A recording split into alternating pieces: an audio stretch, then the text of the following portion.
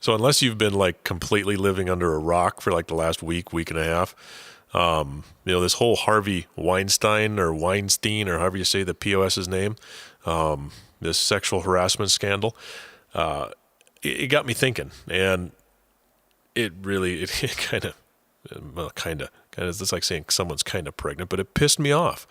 You've got all these talking heads out there that are talking about how it's disgraceful news and it is appalling to all of those whose work he championed. It's indefensible. Then you've got people that are deeply disturbed, and my heart goes out. And it's like, yeah, of course your heart goes out, and of course we're disturbed. I mean, for crying out loud, the guy is, he doesn't deserve to be under my shoe. But when people say, I hope this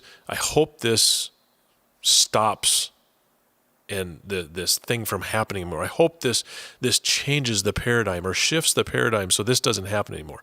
It's like, holy crap, people. What rock do you live under? That I hope. Let's change this a little bit. Let's change it to, what are you going to actually do to try and stop this? I mean, that's what we should be doing. It's not, I hope this doesn't happen again. Well, you can hope in one hand and crap in the other, and can bet you money which one's going to fill first, right? This hoping thing, this thing of speaking out, that's going to stop it. No, speaking out isn't going to stop it. Standing up is going to stop it. Manning up for men in positions. I guarantee people are saying that, oh, I never saw this coming, didn't see this coming.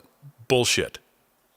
There's been signs and symptoms from this man that people just chose to overlook.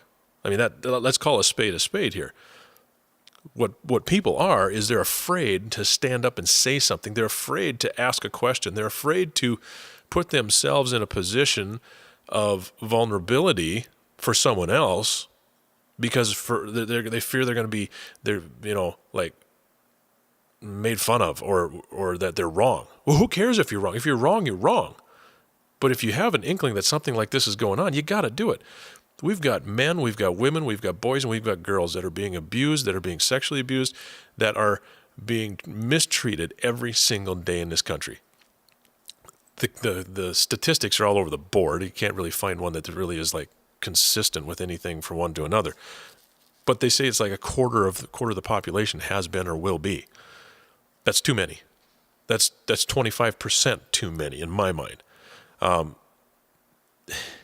wrote a book. It's called Man Up. And in this book, I talk about manning up as a father, manning up as a husband, manning up in all these different areas of our life.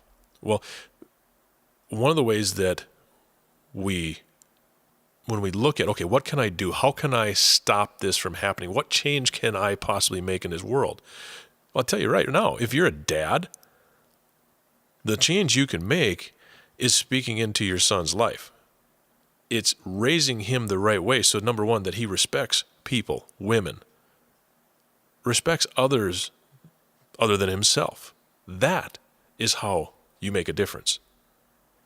Now, same thing with the daughter. If you've got a girl, I mean, let's face it, there are men that get abused too. There are men that get abused by women.